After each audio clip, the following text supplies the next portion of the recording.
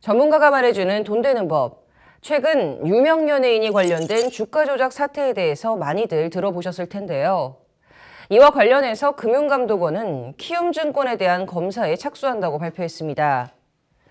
키움증권이 운영하는 CFT 계좌가 주식 종목이 하한가로 거래되게 만든 주요 원인으로 작용했다고 판단하고 있는 것으로 보이는데요. 김익리 다우 키움그룹 회장이 동시다발적인 주가 폭락 직전 보유 지분을 매도하는 등 주가 조작을 했는지가 쟁점이 될 것으로 보입니다.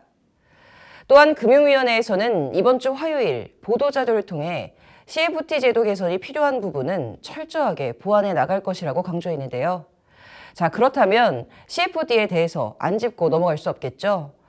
오늘은 CFT가 무엇인지, 이 CFT를 이용한 주가 조작이 어떻게 이루어지는지, 어떠한 방식으로 또 개선이 필요할지에 대해서 구체적인 얘기 해보도록 하겠습니다. 변호사님 어서 오십시오. 세무사님 어서 오세요. 네, 안녕하세요. 자, 오늘 조금 서론이 길긴 길었는데요. 어려운 내용이 될 것으로 예상이 됩니다. 자, 세무사님 먼저 이 CFD 무엇인지부터 좀 여쭤볼게요. 네, 그 CFD란 컨트랙트 포 디퍼런스의 약자로 실제로 투자 상품을 보유하지 않고 기초 자산, 즉 주식에 대한 가격 변동을 이용한 차액 실현을 목적으로 매매를 하며 그 차액을 정산하는 거래를 말합니다. 그래서 장외 파생 상품에 해당한다고 말씀드릴 수가 있겠는데요. 투자자가 직접 투자 상품, 그러니까 주식을 보유하지 않는 것이 핵심이라고 할 수 있겠습니다. 네, 세무사님 설명을 들어보니까 이제 선물 거래와 좀 유사한 면이 있어 보입니다. 자, 이런 CFD 변호사님 아무나 투자가 가능한가요? 네, 뭐 그렇진 않습니다. 그 위험이 큰 상품인 만큼 개인 전문 투자자로 자격이 제한되는데요. 2019년에 이제 개인 전문 투자자 등록 요건이 크게 완화가 되면서 이렇게 늘어난 개인 전문 투자자들이 대거 CFD 시장에 뛰어들었습니다. 자, 구체적으로 이 CFT 거래가 이루어지는 과정 어떻게 되는지 좀 설명 부탁드릴게요. 네, 그럼 저희 일반적으로 이제 국내 증권사들이 취하고 있는 형태에 대해서 설명을 먼저 드리면요. 먼저 전문 투자자 자격이 있는 개인 고객이 증권사와 CFD 계약을 체결을 해서 하게 되고 거기에 따라서 이제 전용 계좌를 개설을 하게 됩니다. 그리고 이 증권사는 이제 고객의 주문에 따라서 증거금을 받게 되고 나머지는 레버리지에 해당하는 부분을 대출 받아서 주식을 매매하게 되는 구조인데요. 여기서 이제 가장 중요한 포인트는 자체적으로 리스크를 관리하는 증권사도 있긴 하겠지만 대부분의 증권사들이 이제 외국계 증권사의 TRS라는 것을 체결하고 있기 때문에 해칭, 즉 리스크 관리를 하고 있다고 하는 사실입니다. 문제는 하한가 사태가 등장하는 SG증권, 즉 소시에테 제너럴 관리라는 프랑스 증권사가 바로 키움증권을 포함한 국내 증권사들과 이 TRS라는 계약이 체결된 외국계 증권사입니다. 네, 참 저같이 무지한 사람 입장에서는 지금 CFD도 어려운데 TRS라는 또 어려운 용어가 나왔습니다. 이거 어떤 뜻인지 변호사님께 설명 좀 해주시죠. 네, 뭐 TRS는 이제 토탈 리턴 스왑이라는 그 단어의 줄임말입니다. 저는 개인적으로는 CFD보다는 좀 이해가 쉬운 것 같아요. 그냥 내가 직접 뭐 어떤 주식을 사지 않아도 주식에서 들어오는 모든 이익을 내가 갖도록 한다라는 뭐 그런 뜻이라고 보시면 됩니다. 한국어로는 이제 총수익 교환 약정이라고 하는데요.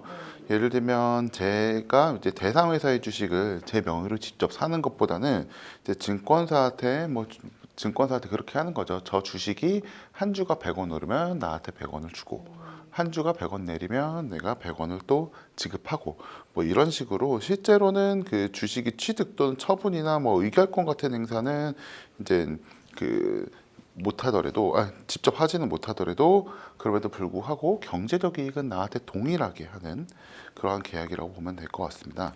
네, 투자 종목을 고려할 때 좀 봐야 할 부분이 늘어난 것 같습니다. 자, 다시 또 CFD로 넘어가서 일정 부분 증거금만 내고 적은 돈으로 큰 액수를 사고 팔 수 있다라고 하는 데서 이 조작 세력이 CFD를 선호한 부분도 좀 없지 않아 있을 것 같아요.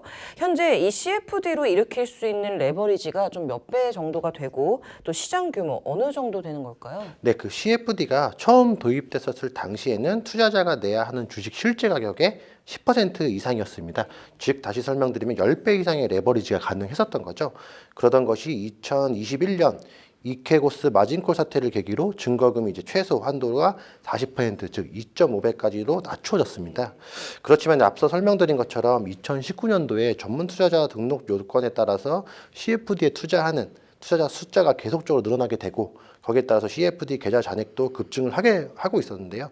구체적인 숫자로 좀 말씀을 드리면 2020년도 전체 CFD 거래 규모가 약 30조 원 정도였는데 2021년도에는 70조 1천억 원 정도가 되면서 배 이상 그 규모가 좀 늘어나게 됐습니다.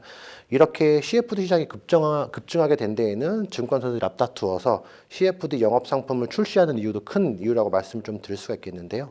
증권사가 대신 주식을 매매하면서 받는 수수료가 일반적인 주식 매매 수수료보다 약 2배 이상이 되기 때문에 증권사들에게서는 굉장히 큰 수익을 가져가는 효자 상품이었다라고 말씀드릴 수가 있겠습니다. 자, 사실 작년에는 주식 시장의 상황이 그리 좋지 않았는데도 이만큼 빠르게 성장을 한 데에는 앞서 말씀 주신 것 말고도 또 다른 게 있을까요? 네, 뭐 CFD의 인기에는 다른 거는 이제 뭐 절세 내지 뭐 조세 회피 뭐 이러한 목적도 없다고 말할 수는 없습니다. 한 종목당 보유 주식이 10억인 이상인 경우에는 대주주 요건에 해당하게 되고 그러면 이제 양도세를 뭐 20% 이상 이렇게 부담하게 될 수도 있는데요. 근데 이제 하지만 CFD 거래 방식을 통할 경우에는 내가 직접 주식을 사는 게 아니라 뭐 주식은 이제 증권사가 사고 나는 그 주식의 등락에 따른 경제적 이익만을 받는 것이기 때문에 양도세 대상이 아니게 되는 거죠. 물론 이제 2021년부터 이제 파생상품 양도소득세 과세 대상이 되긴 했지만 여전히 일반적인 뭐 주식 양도세에 비해서는 그 세율이 낮죠.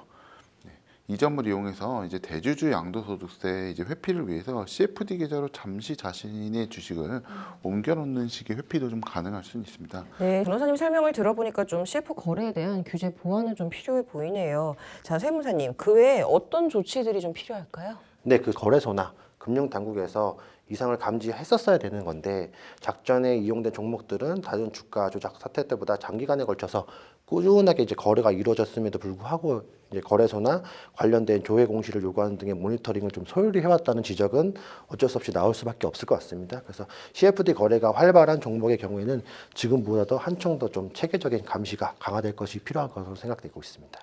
네, 이번 주 가장 뜨거운 감자였던 SG증권발 하한가 사태와 CFD가 무엇인지에 대해서 알아봤습니다. 다음 주에 더 유익한 내용 들고 찾아뵙도록 하겠습니다. 감사합니다.